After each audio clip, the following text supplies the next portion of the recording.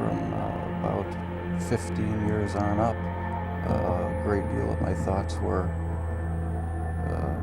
basically unshareable. We are all evil in some form or another.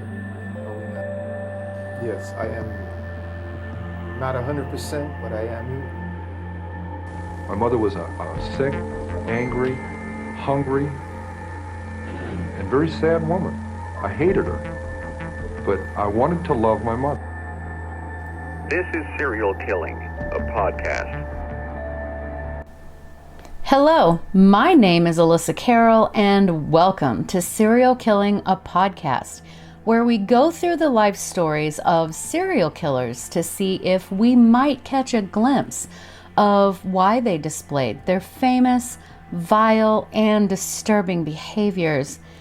Special thanks to some of my patrons, as always: Rachel, Whitney, Maya, Alethea, Elena, Aaron, Katorres, Catherine, Sam, Linda, Katarina, Teresa, Sophie, Nanette, two Emmas, Emily, Gaylin, Bree, David, John, and my girl Judy. Thank you so much. You guys are truly appreciated. And for anyone else, please feel free to join my patrons so that I can bring you more of what you crave. So today's podcast will be on Eduard Seleznev. So Eduard Valerievich Seleznev was born in 1969, and that's all I could find. So let's get into some history for that time. So 1969 was a very significant year in the race to space. NASA's Apollo 10 space mission launched and landed successfully this year. The flight was a test run for the first moon landing, which took place 2 months later. The Apollo 10 mission successfully tested all aspects of a lunar landing except the actual landing. The crew conducted a lunar orbit and lunar descent to about 9 miles from the surface. This naturally led us to the Apollo 11 mission by the United States, and Neil Armstrong and Edwin Buzz Aldrin became the first humans to set foot on the moon. And the famous words, quote, "That's one small step for man, one giant leap for mankind," would then become part of our history. And then the forever memorable music festival Woodstock occurred this year. The music lineup attracted more than 400,000 rock and roll fans. It was actually called the Woodstock Music and Art Fair. It was held August 15th through the 18th, 1969 on Max Yasgur's dairy farm in Bethel, New York, about 40 miles southwest of the town of Woodstock. Musicians included Jimi Hendrix, Janis Joplin, Jefferson Airplane, Creedence Clearwater Revival, The Who, and so many more. A free concert organized by the Rolling Stones is held at Altamont Speedway in Livermore, California, with problems caused by the use of Hell's Angels as bouncers, resulting in a number of deaths. The groundbreaking TV program, and side note, one of my absolutely favorite comedy groups, Monty Python's Flying Circus, is shown for the first time, and the catchphrase, quote, "And now for something completely different,"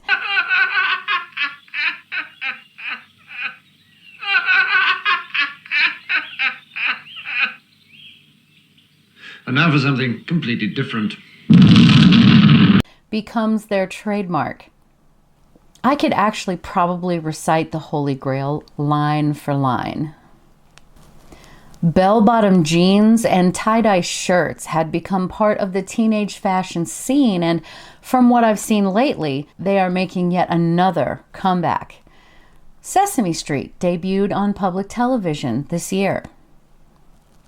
Project Blue Book, the United States Air Force's investigation into unidentified flying objects, or UFOs, officially came to an end in December of 1969.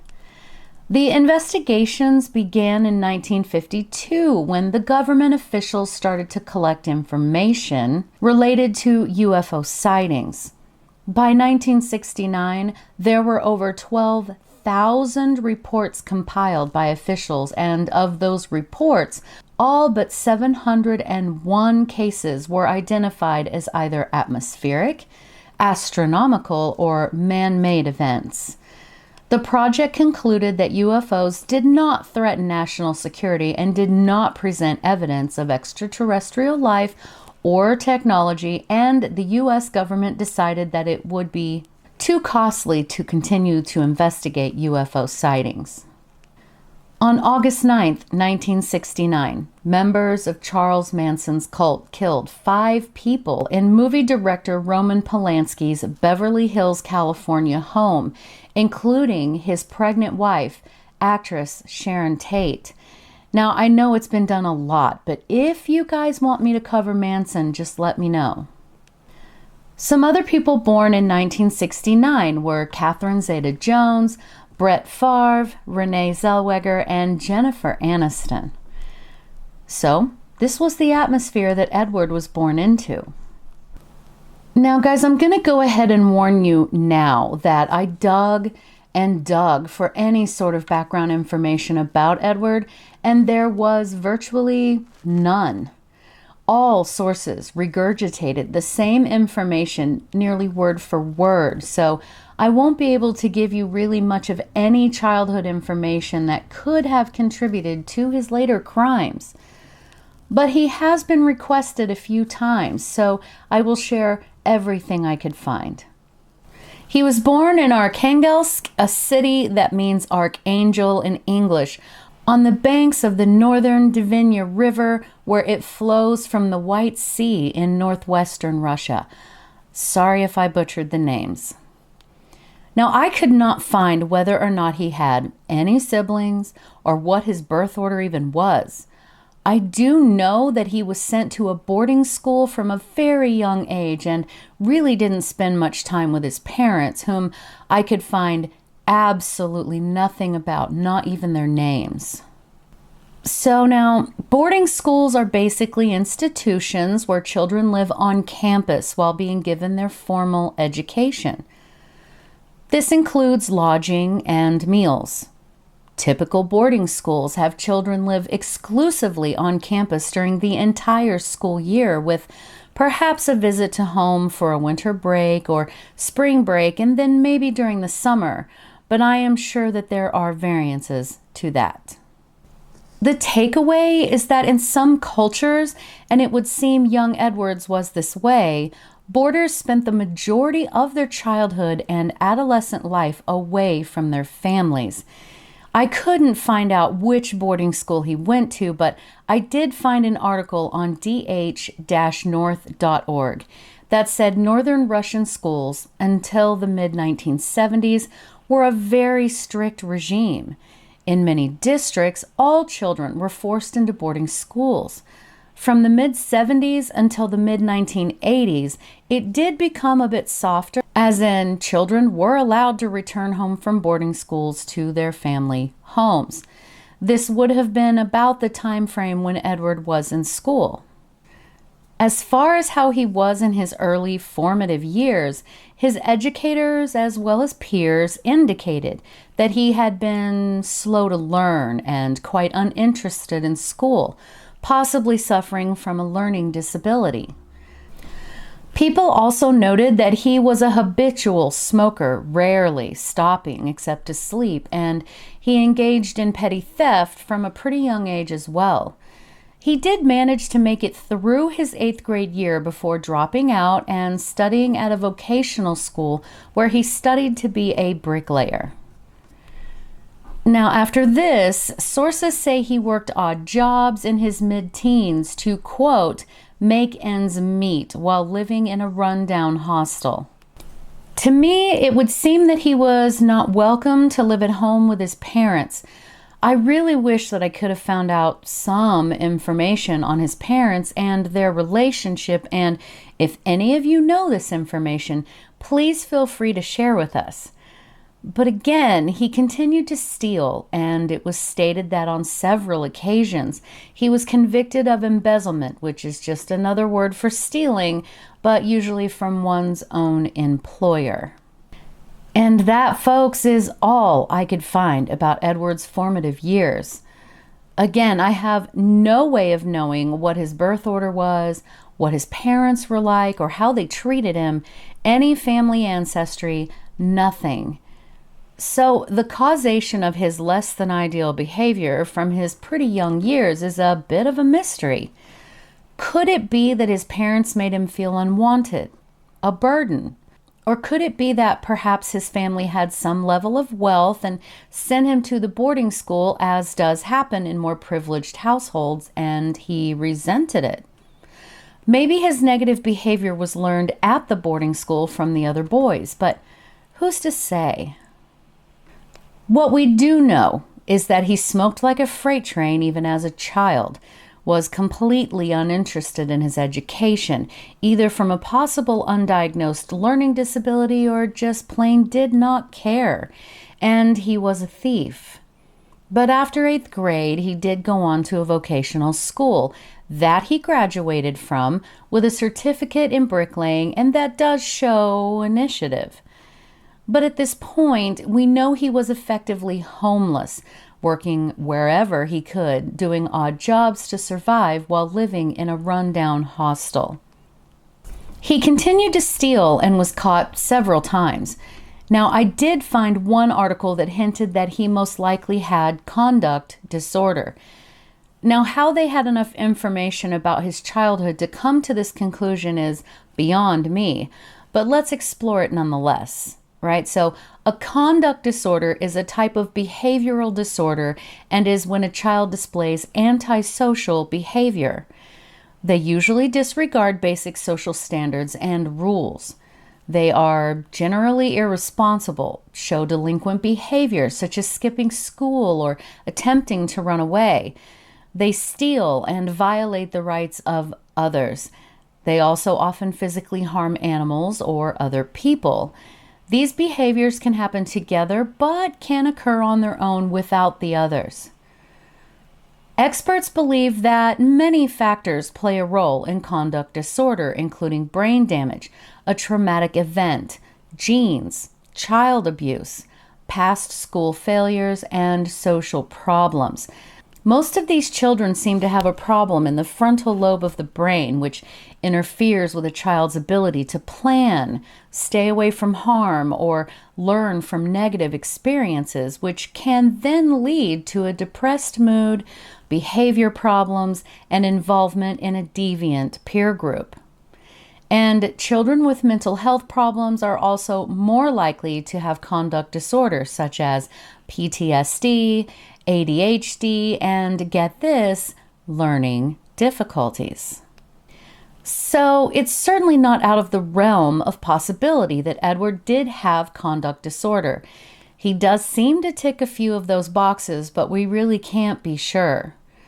What we do know is that while children are not diagnosed with antisocial personality disorder, adults who are diagnosed as antisocial most often do display conduct disordered childhoods. And we will certainly be circling back to that in a bit, but basically this is all I could draw out of his childhood. So let's get back into the story.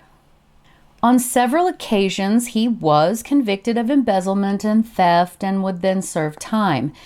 After one of his releases in 2000, when he was 31 years old, he started living in random basements of abandoned houses or homeless shelters.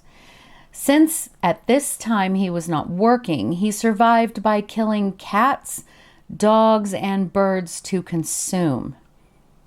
It was also mentioned in several sources, albeit in passing, that he had been convicted of a double murder in 2002 and had served a 13-year sentence. And again, I could not really get my hands on any information about these murders. But once he was released, he was back to living in unlocked basements or homeless shelters, killing dogs, cats, birds, whatever he could get his hands on for food. Oh, And also, it is important to mention that at this point in his life, he did not have any teeth left. So living in and out of homeless shelters and being of that lifestyle, you meet people who are living in very similar circumstances. And it isn't uncommon to befriend other people to have some level of camaraderie. In 2016, while staying at a homeless shelter, Edward shared a room with another man and they became friends. The two began drinking and his friend finally passed out drunk.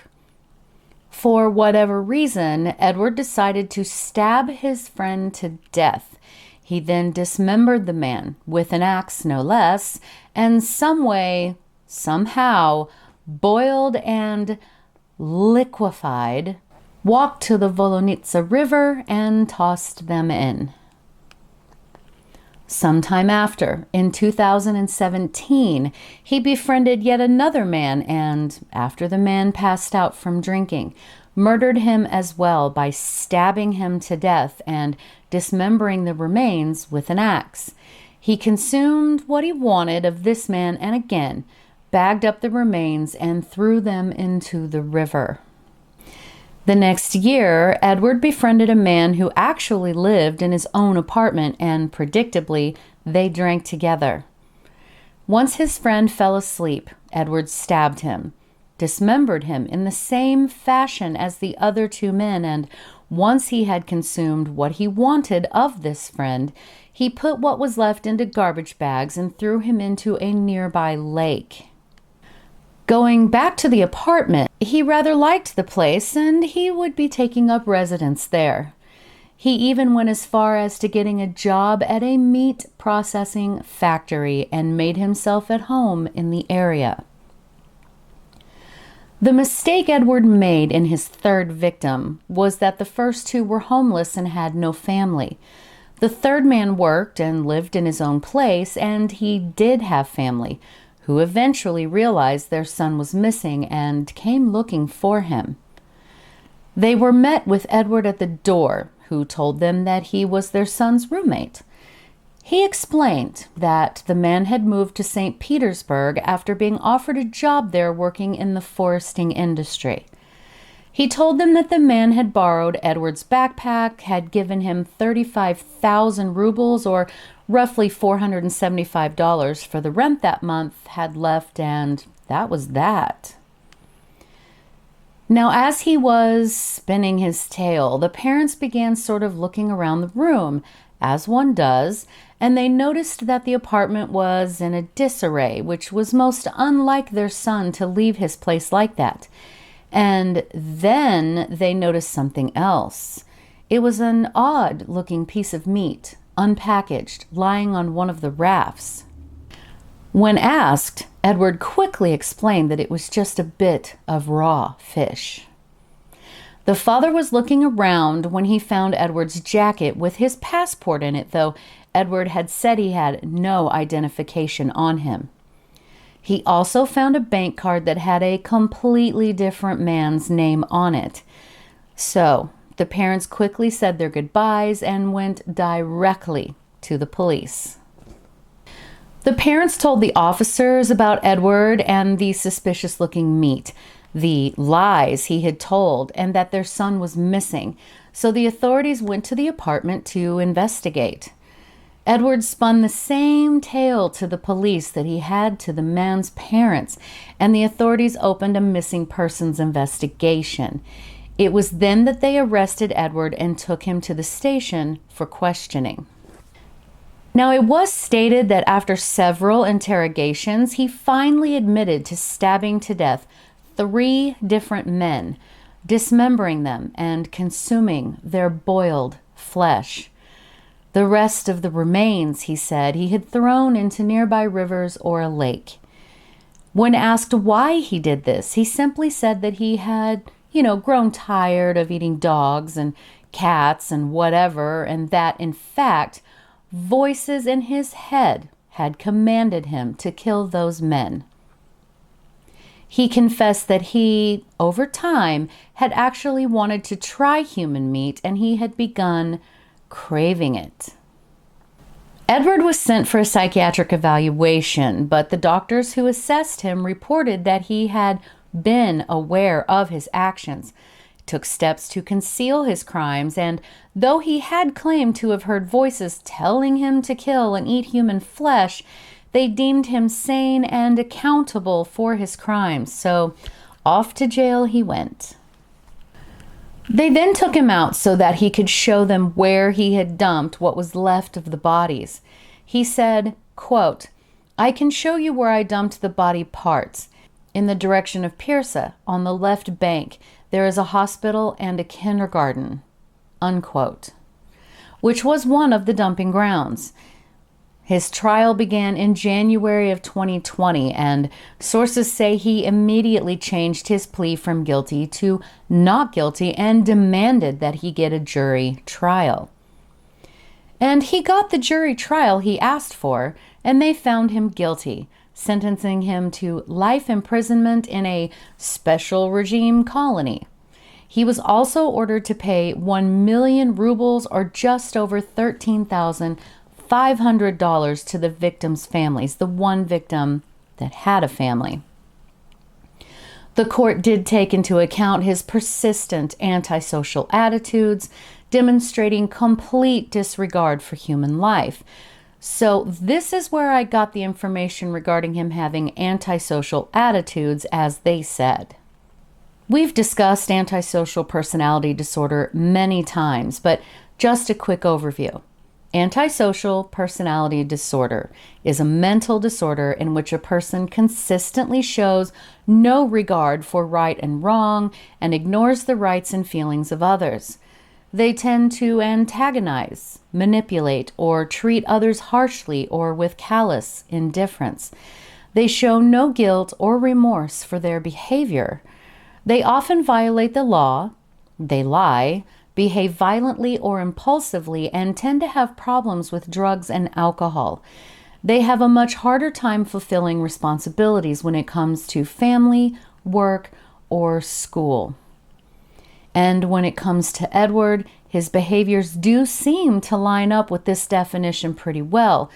Of course, we can't diagnose him as such, but I can see where he would be thought of as having antisocial attitudes and behaviors. So why did he turn out this way? When it comes to people with antisocial personality disorder, genetic factors and environmental ones such as child abuse are believed to contribute to the development of this disorder. But, we have zero information on whether or not he endured any abuse, and if he did, from whom? It was said he barely knew his parents and was most often at boarding school. I can't say for sure it was the school, but we've all heard horror stories of some pretty terrible boarding schools. Perhaps it was an Albert Fish situation where Edward was tormented and abused horrifically while in the educational institution. And as far as genetics go, again, we have no information on his parents or any possible siblings, none I could find anyway. So then we're left wondering, what happened to this man that would make him decide that murder and cannibalism was acceptable? And perhaps we'll never know. And again, sorry that this one is a bit of a shorter one and not as in-depth. Edward had been requested several times, and you guys know I'm going down the list in the book I keep of people that you want me to cover. Nonetheless, it is an interesting story, and if any of you, especially anyone who might be from that area that knows more about him, please feel free to share your story. So tell me, guys, what do you think? You can leave me a comment below. All of my contact information is in the notes or the description box. Please feel free to contact me. And most importantly, thank you so much for listening, because I know you guys could be listening to anyone else, but you chose me. You waited for me to get well, and I really appreciate that so much. Thank you guys, and have a great day.